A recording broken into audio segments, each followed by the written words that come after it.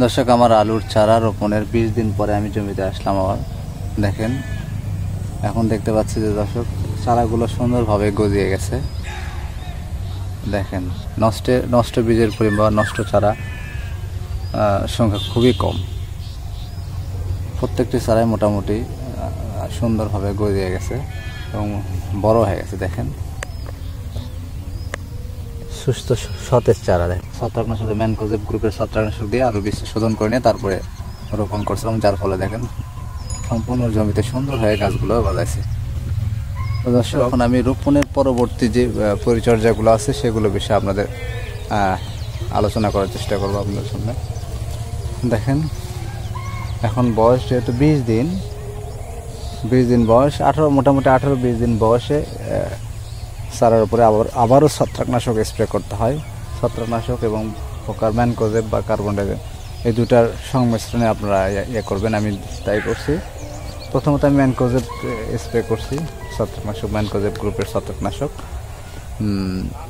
পরবর্তীতে 3-4 দিন পর আমি ম্যানকোজেব এবং কার্বনডাজিম গ্রুপের দুইটি সংমিশ্রণে এবং একটি পোকামাকড়ের কীটনাশক সংমিশ্রণ করে স্প্রে করে দেবো। এভাবে পর্যায়ক্রমে দর্শক 4-5 দিন পর পর এই জমিতে স্প্রে করতে হবে। আর ছত্রাকের আক্রমণটা অনেক বেশি হয় শীতের সময়, সেক্ষেত্রে ছত্রাকনাশকটা নিয়মিত রাখতে হবে। আর মাঝে মধ্যে পোকার স্প্রেটা চালিয়ে যেতে হবে।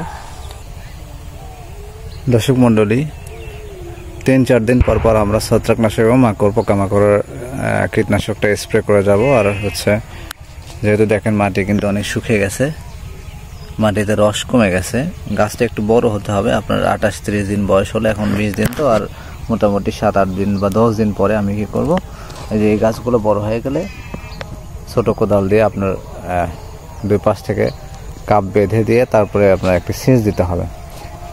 সেচ দিয়ে দুঃখিত, সেচ দেওয়ার পূর্বে আমরা কিছু সার দিয়ে নেব। আপনার রোপণের পূর্বে যেগুলো সার দিয়েছিলাম ওগুলো মোটামুটি আবার পটাশ, ফসফেট, ড্যাপ, তারপরে জিঙ্ক, এগুলো সংমিশ্রণে কিছু সার দিয়ে তারপরে বেঁধে দিয়ে আমরা একটা সেচ দিয়ে দেব। সেচ দেওয়ার পর দেখবেন ইনশাল্লাহ আপনার গাছের চেহারা আরও পরিবর্তন হয়ে যাবে, দ্রুত বড় হয়ে যাবে গাছ। জমিতে একেবারে রস শূন্য হয়ে গেছে। দেখেন, আমরা রোপণের পরই একটা নিড়ানি দিয়েছিলাম, অনেক ঘাস হয়েছিল জমিতে, নিড়ানি দিয়ে একেবারে করে ফেলছি। তো এখন আশা করি সেচ দিয়ে কন্টিনিউভাবে স্প্রে শিডিউলটা মেনটেন করলে আশা অনুরূপ ফল হবে বলে আশাবাদী আমরা।